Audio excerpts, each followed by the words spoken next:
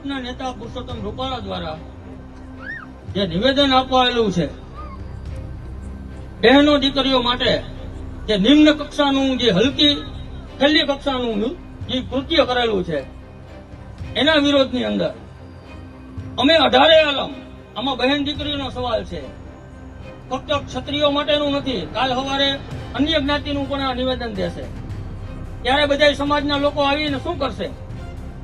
એટલે એના વિરોધની અંદર અમે નગડિયા ગામની જનતા 18 આલમ તમામ જાતિના વ્યક્તિઓ શપથ લઈએ છીએ, મામાદેવની સોગંદ ખાઈને, કે અમે નગડિયા ગામની જનતા તમામ ભાઈઓ બહેનો 18 આલમ ભાજપ વિરુદ્ધ મતદાન કરવાના છીએ. બધાએ હાથ આગળ રાખી અને મામાદેવની સોગંદે સાક્ષી લ્યો. મામાદેવની સાક્ષીએ હું સોગંદ ખાઉં છું, હું ભાજપ વિરુદ્ધ મતદાન કરીશ અને મારા સગા સંબંધી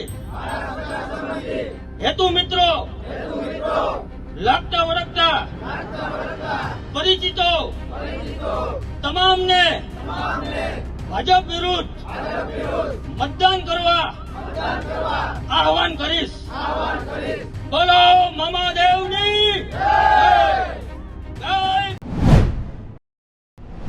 લોકસભાની ચૂંટણી અનુસંધાને જ્યારે મારો પ્રવાસ આખા જામનગર સંસદીય ક્ષેત્રમાં ચાલતો હોય ત્યારે ગઈકાલે જામજોધપુર નગરપાલિકાનો રોડ શો, લોકસંપર્ક અને કાર્યાલયનું ઉદ્ઘાટન કરવામાં આવ્યું. આજે એવી જ રીતે દ્વારકા નગરપાલિકા ખાતે એક રોડ શો, લોકસંપર્ક અને એની સાથે સાથે મધ્યસ્થ કાર્યાલયનું, આ વિધાનસભા ક્ષેત્રનું કાર્યાલયનું ઉદ્ઘાટન પણ યોજવામાં આવ્યું. ખૂબ મોટી સંખ્યામાં કાર્યકર્તાઓ, નાગરિકો આ સમગ્ર રેલીમાં, રોડ શોમાં જોડાણા અને જે નાગરિકોનો ઉત્સાહ છે, નાગરિકોની સાથે સાથે જે લોકો અહીંયા દર્શન કરવા આખા દેશમાંથી આવ્યા છે, એમના પણ ચહેરામાં જે ઉત્સાહ છે, એનાથી ક્યાંક માત્ર જામનગર સંસદીય ક્ષેત્રમાં નહીં પણ સમગ્ર દેશમાં આજે આપણે પરિણામની પ્રતીતિ થાય છે. લોકોમાં કેટલો ઉત્સાહ છે.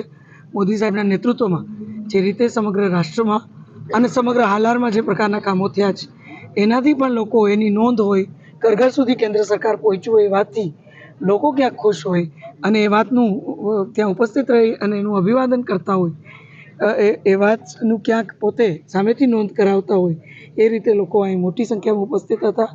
સમરસ રીતે મને ખાતરી છે ફરીથી એક વખત મજબૂતીથી ઓખાથી લઈ, દ્વારકાથી લઈ અને આમરણ સુધી, એટલે કે સમગ્ર જામનગર સંસદીય ક્ષેત્રમાં મજબૂતીથી એક મોટો પરિવાર બની અને કમળ ખીલશે.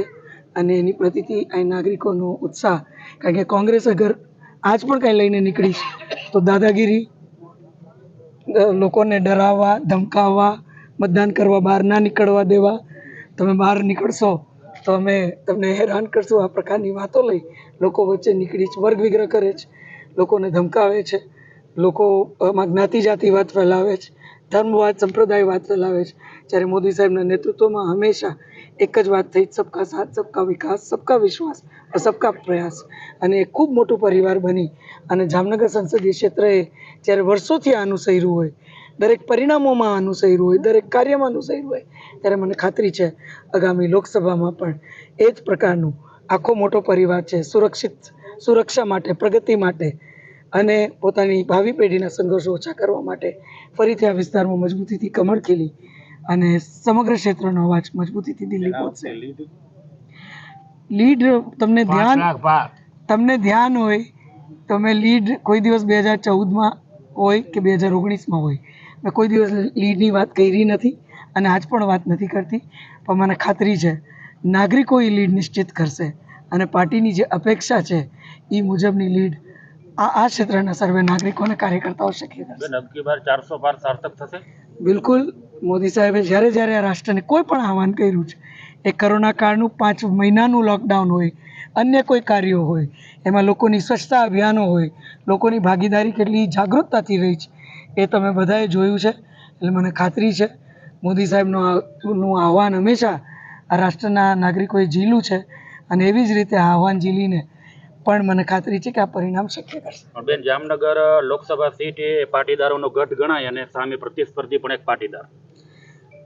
મને નથી લાગતું કે કોઈ જ્ઞાતિ જાતિ જ્યાં વિકાસની વાત આવે છે, સમરસતાની વાત આવે છે, પ્રગતિની વાત આવે છે, સુરક્ષાની વાત આવે છે અને સમરસ રીતે બધાના સંઘર્ષો ઓછા કરવાની વાત આવે છે, ભવિષ્યની સુવિધાઓની વાત આવે છે, એ દરેક નાગરિક જાણે છે કે એ પ્રકારની વ્યવસ્થા કોઈ પાસે હોય તો આજ મોદી સાહેબના નેતૃત્વમાં ભારતીય જનતા પાર્ટી પાસે છે. રાજ્ય સરકારમાંથી ભૂપેન્દ્રભાઈ પટેલ સાહેબના નેતૃત્વમાં એ પ્રકારની સુવિધાઓ નાગરિક સુધી પહોંચે છે. ત્યારે આજ લોકો ખૂબ જાગૃત છે. મને ખાતરી છે જ્ઞાતિ જાતિથી ઉપર ઉઠી અને સમગ્ર હાલાર એક પરિવાર બની અને મજબૂતીથી અહીં કમળ ખીલવી અને દિલ્હી મોકલશે. બેન, ખાસ કરીને મોદી સાહેબ આવ્યા હતા ત્યારે એવું કીધું હતું કે આ છેવાડાનો વિસ્તાર છે પણ પહેલી મારી નજર અહીંયા હોય છે. એમનું કહેવાનો આખો તાત્પર્ય એ છે કે આજ સુધી કોંગ્રેસે બોર્ડર જે આપણા વિસ્તારો છે એને પોતાની વોટ બેંક જ સમજી છે અને મોદી સાહેબના કહેવા મુજબ જે છેલ્લું છે એમના માટે પહેલું છે, કારણ કે આજ સુધી અહીંયા નહોતી કોઈ સુવિધાઓ પહોંચી, નહોતા કોઈ લોકોના નાગરિકોના એમના સુધી અધિકારો પહોંચ્યા. એ વ્યવસ્થા આપણા સુધી એ સુદર્શન સેતુ જેવું એક લેન્ડમાર્ક સુવિધા હોય કે ઇલેક્ટ્રિફિકેશનના માધ્યમથી દોડતી વંદે ભારત હોય, રેલવેનું ડબલિંગ હોય, મતલબ તમે નામ લ્યો, નેશનલ હાઈવેની એટલી મોટી સુવિધા હોય, ઘર ઘર સુધી પાણી પહોંચાડવાની વાત હોય. આપણા આ સમગ્ર ક્ષેત્રમાં છેવાડાના વિસ્તારમાં આજ સુધી આપણે નહોતા વિચારી શકતા એ પ્રકારના કામો મોદી સાહેબે સીધા કેન્દ્રના માધ્યમથી જ્યારે કરાવ્યા હોય ત્યારે સ્વાભાવિક રીતે એમની જે વાત છે એ આખા બોર્ડરિંગ એરિયા ભારત દેશના સમગ્ર બોર્ડર એરિયા માટે છે અને કહે છે કે ભારતની સીમાઓમાં જે નાગરિકો વસે છે એ નાગરિકો એમની માટે સૈનિકો જ છે. તો આપણું હાલાર સાચા અર્થમાં જોઈએ તો આ રાષ્ટ્રની સુરક્ષા પણ સમગ્ર બધા નાગરિકો કરે છે. એ દ્રષ્ટિએ આજે મોદી સાહેબની આપણા વિસ્તાર માટે છે.